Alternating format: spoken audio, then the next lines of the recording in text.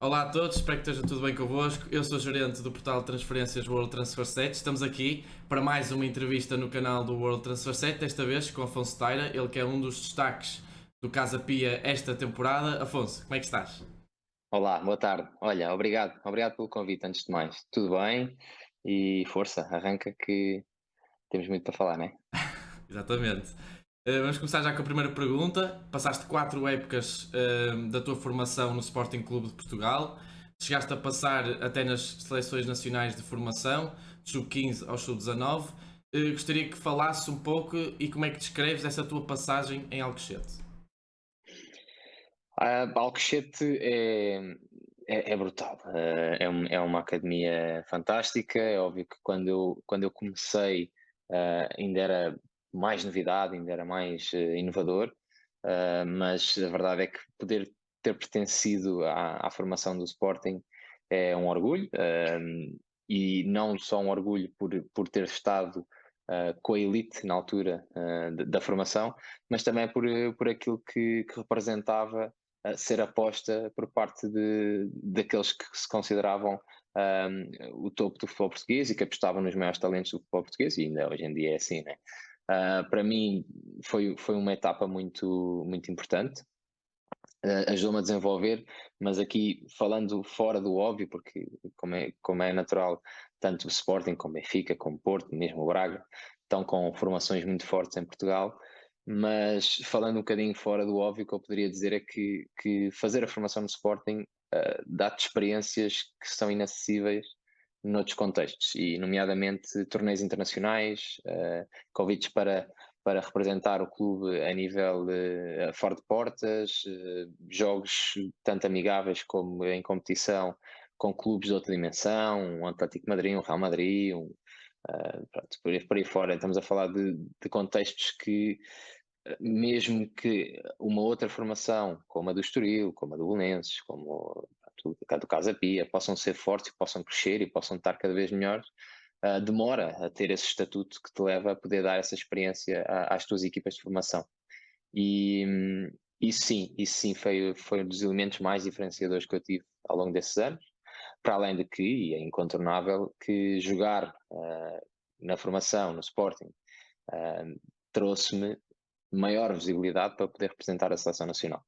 E claro que depois tem que se aproveitar, né? Depois tem que se apresentar ao nível e tem que se estar ao nível, e estive, mas também sinto que é um passo, ainda que não seja obrigatório, mas ajuda bastante. E aí sim, foi das partes mais importantes do Sporting, foi de proporcionar-me também essa via para me poder mostrar e rapidamente poder estar a ser considerado para as seleções nacionais jovens.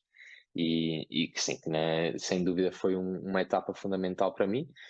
Não, o futebol hoje em dia e o futebol após chegar aos séniores é muito diferente do futebol de formação, costumo dizer isso, mas essa realidade para quem quer ser um jogador completo, para quem quer explorar o seu potencial, uh, é, é uma sorte, é uma sorte que dá muito trabalho, mas é uma sorte. Isso é o balanço que eu tenho a fazer da minha formação. E vendo de fora, sentes alguma diferença do que era a formação do Sporting na tua altura, na altura que jogavas lá e neste momento? Sim e não. A formação em si, não sei dizer, porque não estou lá, e não estou tão próximo como para poder dizer se trabalha melhor ou pior, se existe. De certeza que há de ter existido evolução. Estamos a falar que eu entrei na academia há quase 15 anos, portanto, a evolução tem que ter havido, obviamente. Ahm, não sei dizer, não sei fazer balanço nesse aspecto, mas aquilo que eu sim posso dizer é que o nível da formação de qualquer clube, e neste caso o Sporting, estamos a falar, hum, prende-se muito também com o treinador da equipe principal, porque até pode haver o mesmo tipo de talento, o mesmo nível de talento. Se o treinador da equipa principal promove esse talento, de repente a formação dá um salto. E a formação já lá está. Portanto, aí sim tenho a dizer que no caso atual do Sporting, está muito potencializada a formação, muito por via do treinador da equipe principal, que promove esse espaço para os jogadores chegarem. Eu passei por anos na formação em que estava como treinador principal o Paulo Bento, que foi uma era também muito rica para a formação do Sporting, tal como passei a seguir, ainda estava lá, quando treinadores seguintes não deram espaço para jogadores chegar, nomeadamente na minha geração. Houve a minha geração, que é a geração, por exemplo, do William. O William não integrou a equipe principal diretamente, teve que fazer um desvio, e esse desvio pode ser de maturidade em relação ao William, pode, mas também pode ser pelo facto de não estava o treinador propício a que o William chegasse e pudesse afirmar na equipe principal. Quem diz William diz João Mário, quem diz João Mário diz Ricardo Gaio, que é da geração exatamente a seguir.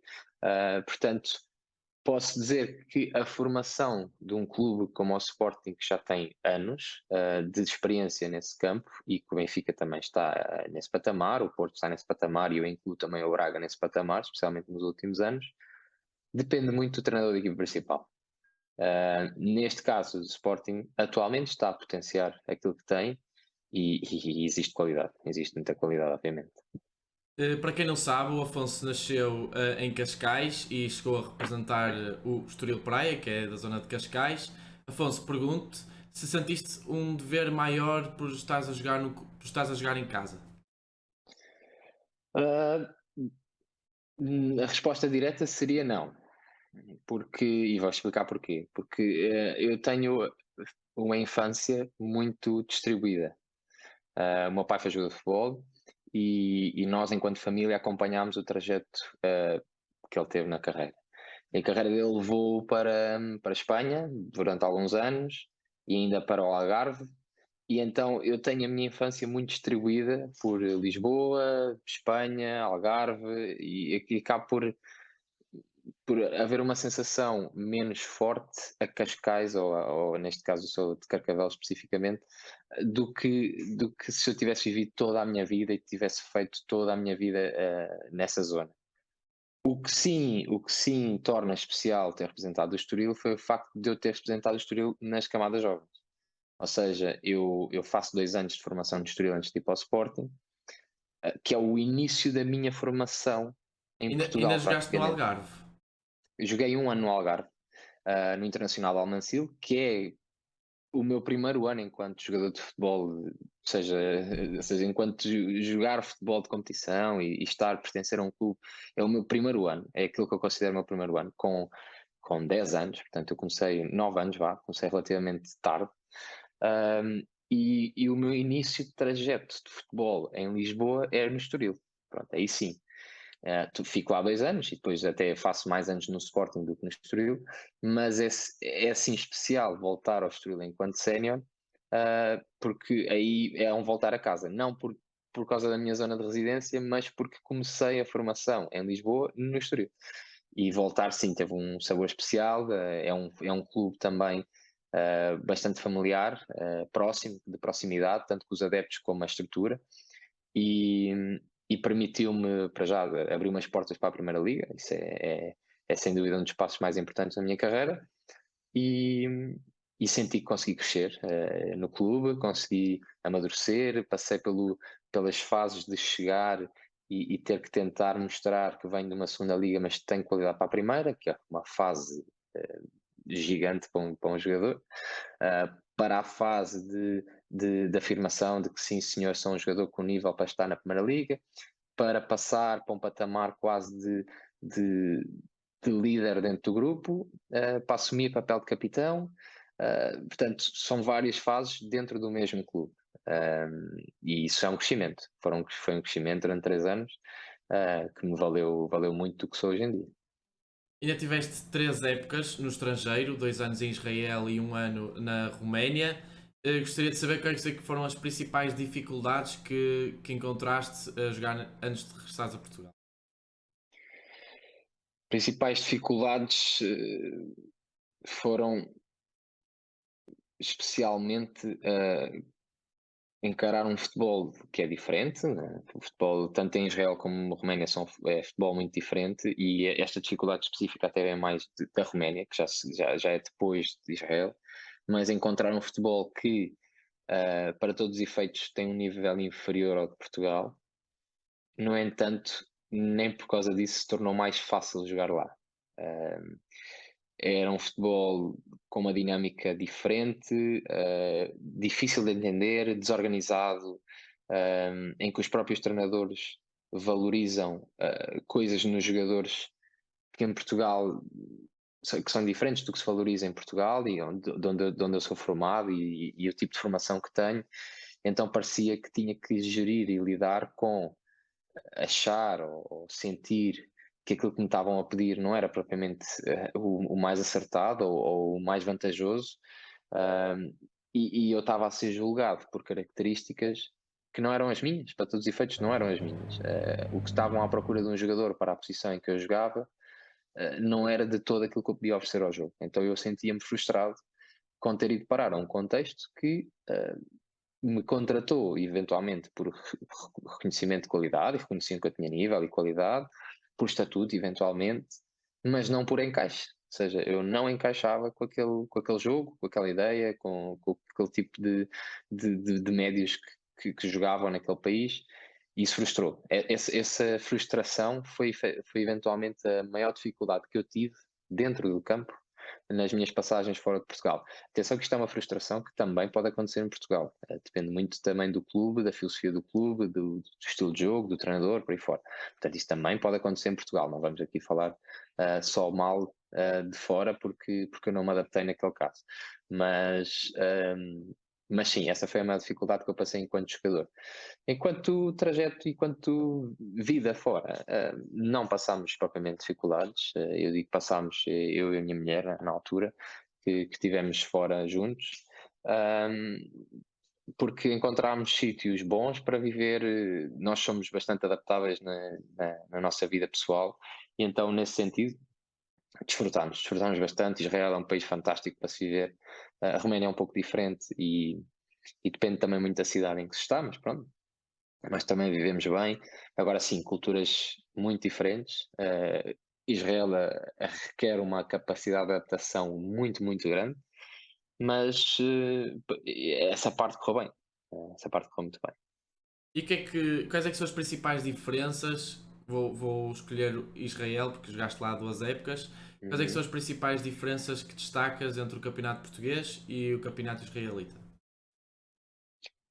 As principais diferenças é a organização e a cultura tática, porque sinceramente o jogador israelita não é muito diferente do jogador português. É um jogador técnico.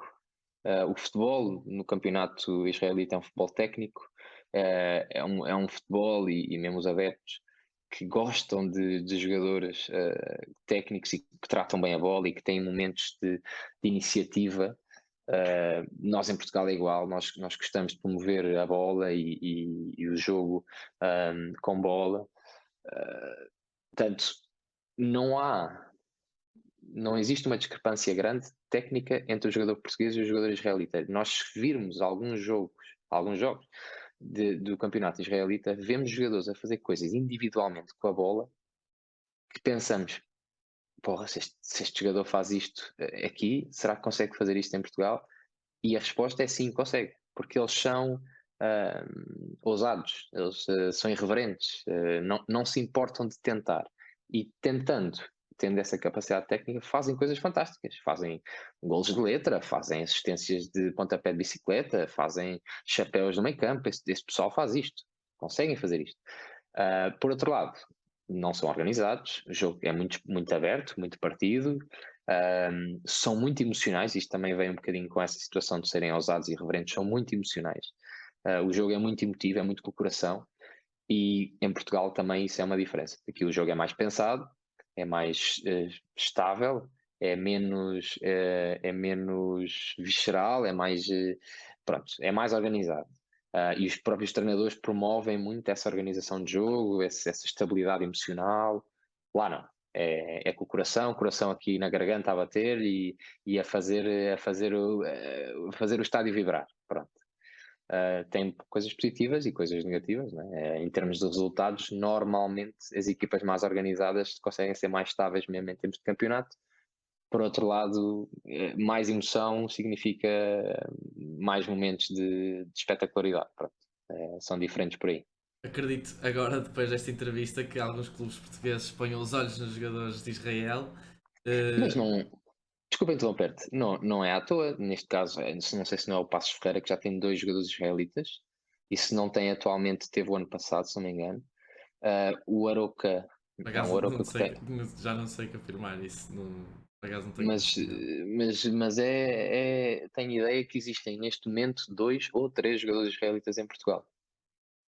E o Aroca, se não foi, o ano passado, se não me engano, também passou um israelita pelo Aroca. Não é à toa, a meu ver, não é à toa. É Também não verdade. é à toa que o jogador português se adapta bem lá. Sinceramente, os jogadores portugueses, todos que passaram por Israel, pá, não sei se posso dizer todos desde sempre, obviamente, mas nos últimos anos, todos os jogadores portugueses que passam por Israel dão-se bem lá. Aliás, há alguns que nem saem de lá.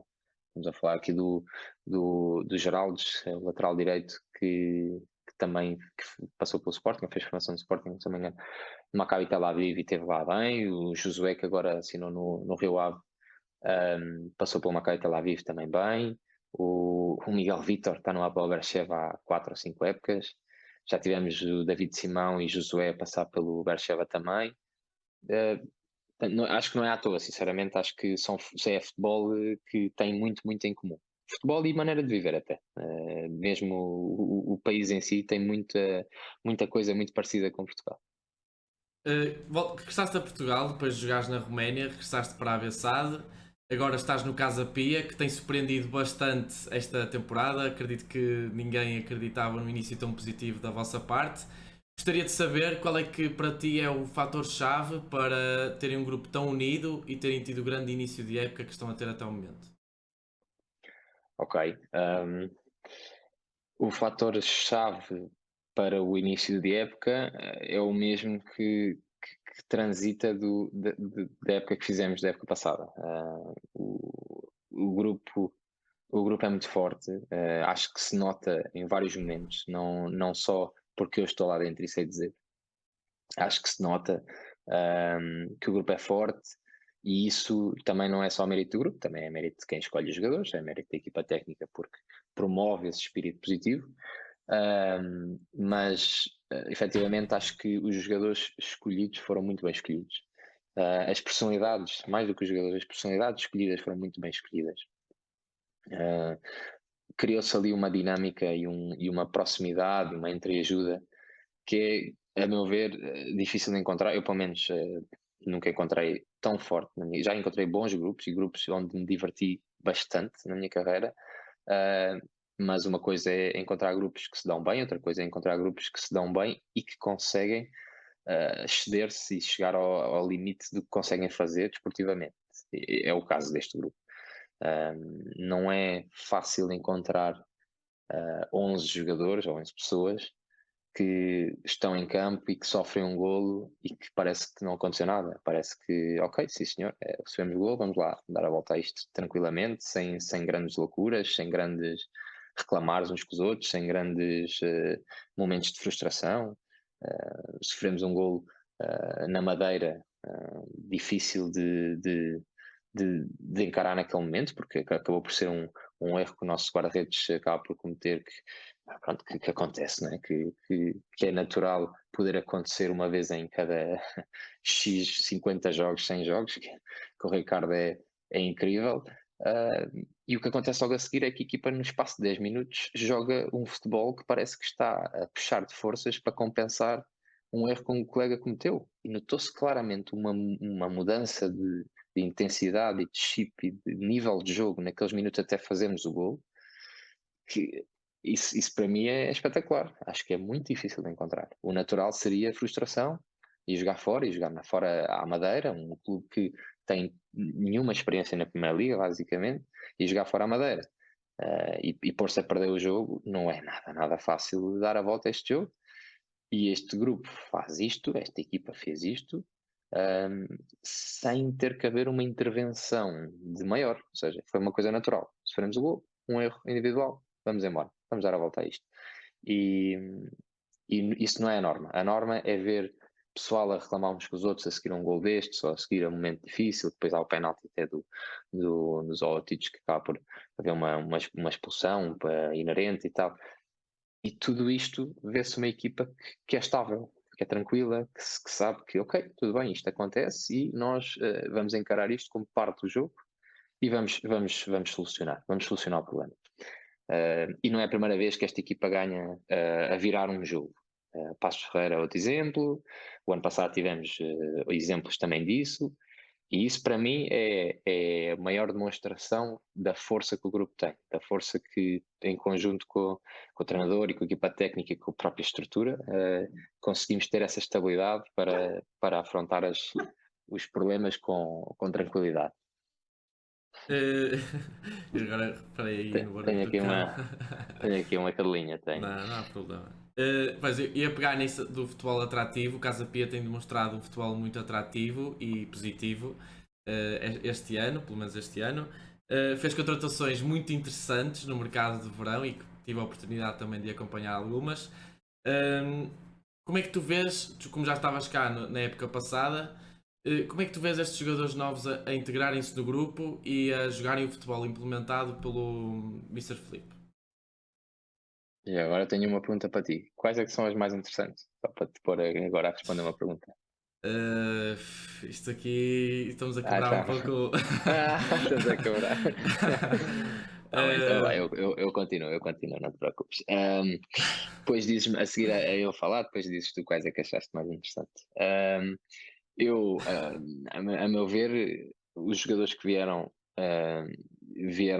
acrescentaram uma, uma dimensão, um nível à equipa que, que era necessário para afrontar um campeonato diferente. Um, de realçar também que a estrutura não abdicou do, dessa estabilidade que trazemos, e essa estabilidade vem de jogadores como o Vasco, jogadores como o Ricardo, jogadores como o Neto, jogadores como eu, pronto, tem uma base de uma estrutura muito sólida que permite que os jogadores que vêm se sintam respaldados ou seguros para se poder começar a mostrar, para se poder começar a integrar sem grandes problemas. E acho que isto também porque acho que o estilo de jogo ou o jogo que nós implementamos é um jogo com muitos pormenores. O Mr. Felipe tem uma ideia de pensar, uma ideia de jogo, uma forma de pensar o jogo complexa, ou seja, são processos simples, mas são muitos processos, tanto ofensivamente como defensivamente. E, e não é fácil entrar numa equipa que, apesar de ter mudado de campeonato, tem um andamento já do ano passado, e entrar logo a perceber os timings, as dinâmicas, os momentos, o que fazer quando estamos em bloco médio, bloco alto, são coisas que se têm que adquirir e que pronto, demoram o seu tempo. Há jogadores que são muito rápidos a adquirir, jogadores que são menos rápidos, especialmente quando há a barreira linguística, e falo neste caso até o mais evidente acaba por ser o Kunimoto, obviamente, porque é uma língua tão diferente, não é?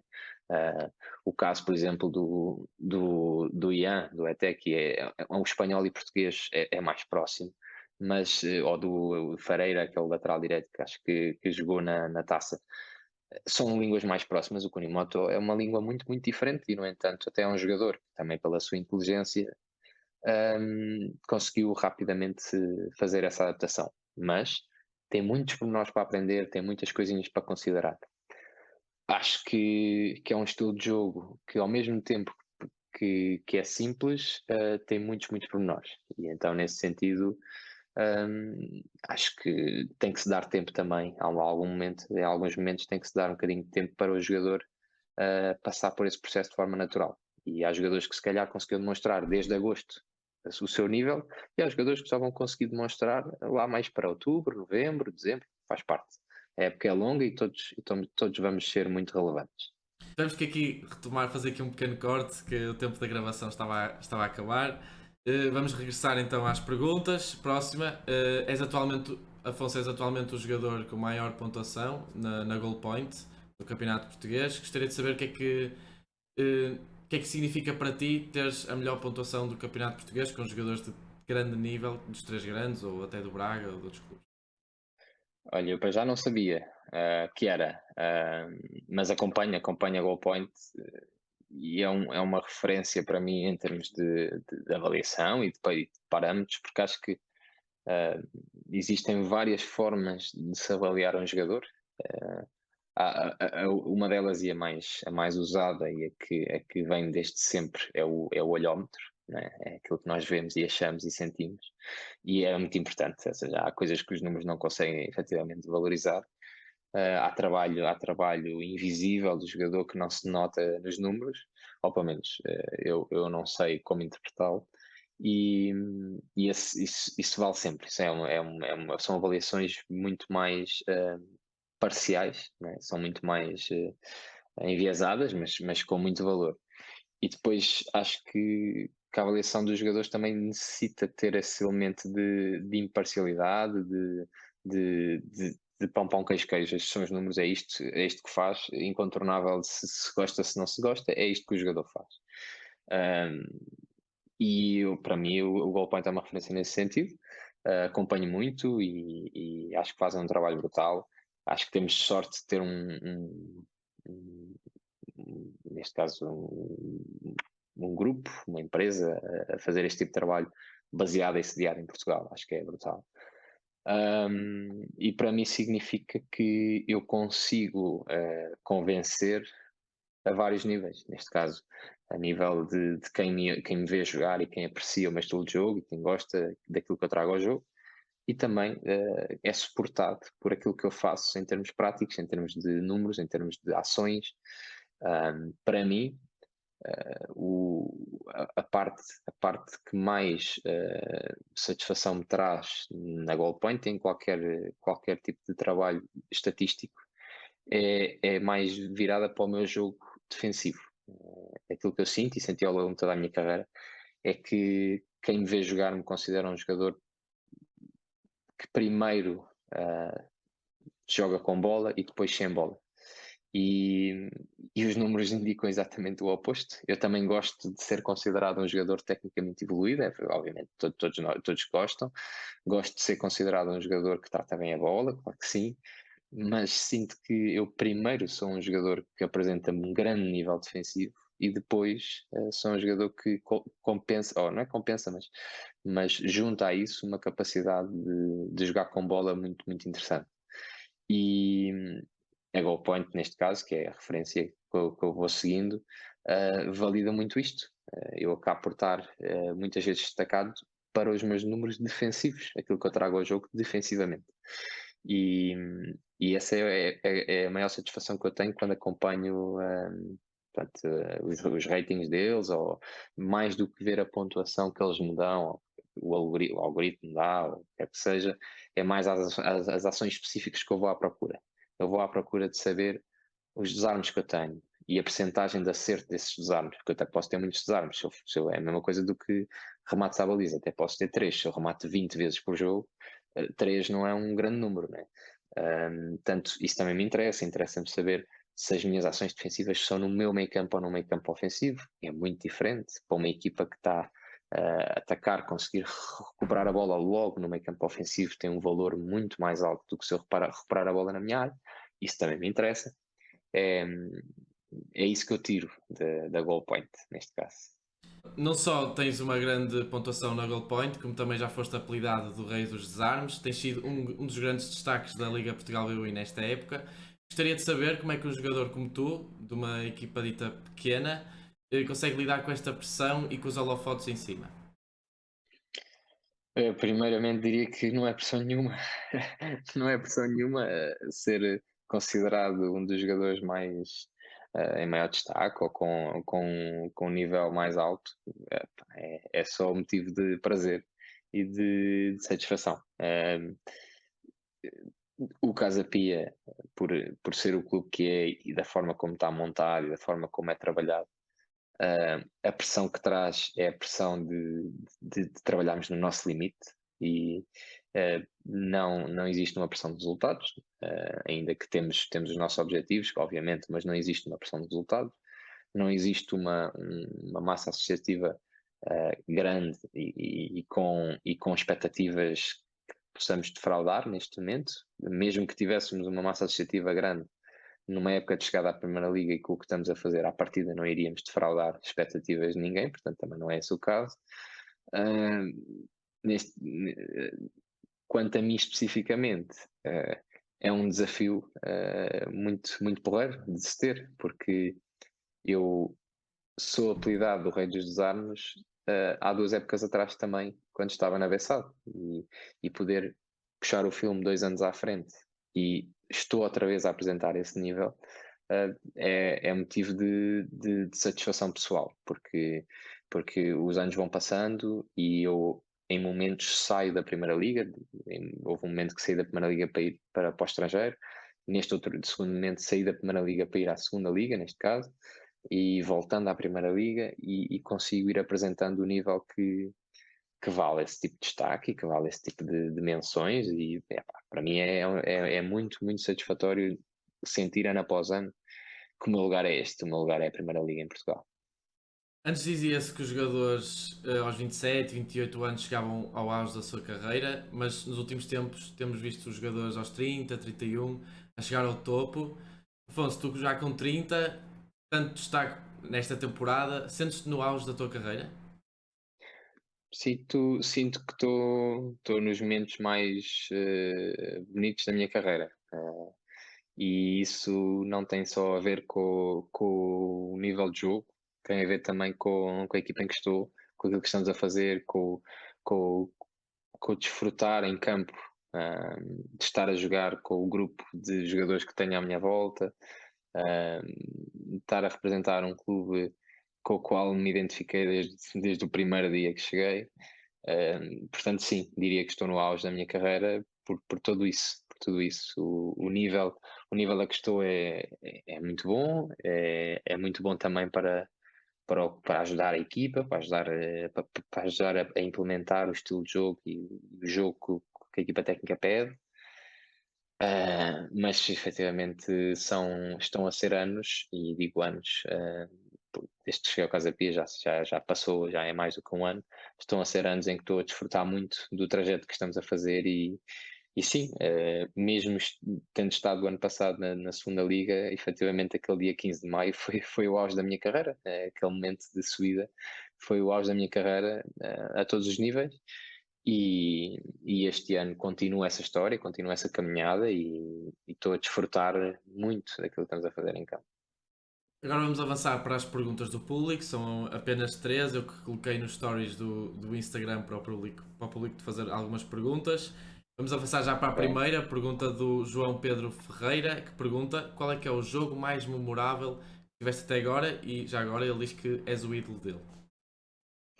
Ok, obrigado João. João, né? João, Sim, certo. sim. Obrigado João. Olha, assim passando muito rapidamente, um dos jogos mais memoráveis que eu tenho, posso até falar-te de dois. Um deles acabei de mencionar, não sabendo que vinha esta pergunta a seguir, né? Acabei de mencionar o de Leixões, no dia 15 de maio da época passada.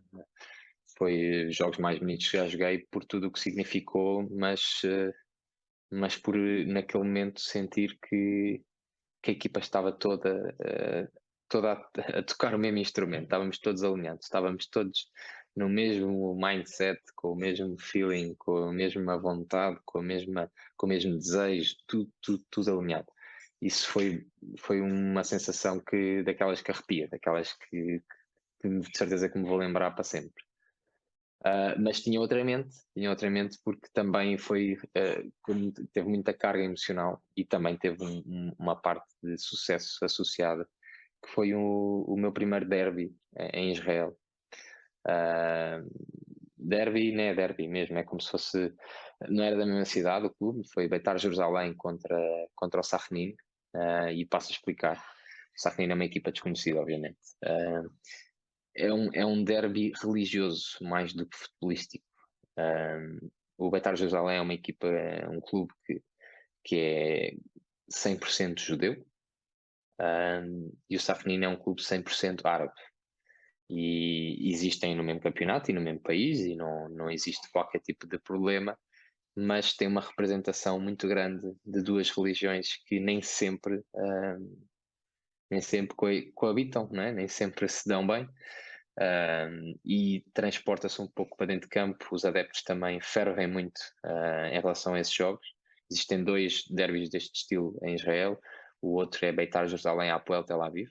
O Apoel Tel Aviv também que já é uma equipa já mais reconhecida, também quase 100% árabe. E é um jogo de muita emoção, em que os adeptos querem muito ganhar aquele jogo, especialmente se é em sua casa, não deixar a outra equipa vir a nossa casa e levar os pontos.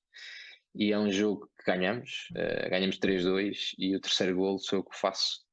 E há ali um momento de espetacularidade nas bancadas que eu nunca tinha sentido. Acho que é o momento específico mais memorável que eu tenho de fazer o gol da vitória num jogo desses. O estádio todo a cantar o meu nome, pronto, são momentos assim que só ao mais alto nível é que alguns jogadores conseguem. E pronto, eu não era ao mais alto nível, mas consegui ter um momento assim e foi um dos jogos mais memoráveis que tive, sim, sem dúvida. Agora a próxima do Machado 1972 pergunta o jogo mais complicado que tiveste esta temporada. Não, foi este último.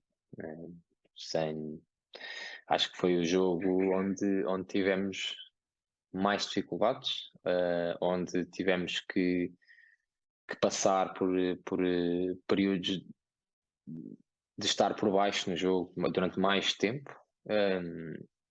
E pronto, acabámos por não conseguir, nem através do jogo, nem através do resultado, ir buscar qualquer coisa do jogo. Né? Acabámos por ser inferiores durante a maior parte do jogo e isso valeu em pontos e em golos. Este foi, sem dúvida, o jogo mais difícil que tivemos que jogar. Agora a última do público, antes de avançarmos para as perguntas de resposta rápida. Agora a pergunta do Guido Ghost. O teu pai serve-te de inspiração para jogar futebol? E se sim, porquê? Serve. A resposta é fácil. Não é uma resposta curta, como as que estás a pedir a seguir, mas serve sem dúvida de inspiração para tudo na vida e o futebol inclui-se. É claro que é óbvio o porquê, porque eu também fui jogador, mas mesmo se não tivesse sido os valores que os meus pais me incutiram, e aí já falo dos dois, para a minha vida, refletem-se também no futebol, a minha capacidade de trabalho, o meu rigor, a minha lealdade, tudo isso vem não do meu pai enquanto jogador, mas dos meus pais enquanto pais. A isso junta-se um conhecimento sobre futebol, obviamente que ainda hoje, ainda ontem, aliás, que estive em casa deles, tivemos uma meia hora a falar sobre futebol, nomeadamente o jogo do dia anterior que eu tinha jogado. Portanto, até hoje isso acontece e ele já num cargo diferente no meio do futebol, é para mim uma inspiração a todos os níveis. Pronto, agora vamos avançar para as perguntas de resposta rápida e vou já aqui improvisar uma. Depois de terminares a carreira, pensas em seguir algo do género pronto, que o teu pai seguiu, como por exemplo o diretor desportivo? Ok, gosto de projetos, portanto, algo como o meu pai está a fazer, revejo-me, até mais do que propriamente treinador. Próxima, jogador que mais te surpreendeu esta época no Casa Pia? Leonardo Lelo, um jogador que toda a gente Uh, já. Não é não, para não, força, explicar, força, estás a ver? força, força. Não é aquela resposta rápida, né? Jogador mais divertido no plantel. Derek Poloni. Jogador que mais te inspiras atualmente? Pode ser médio, que é a tua posição.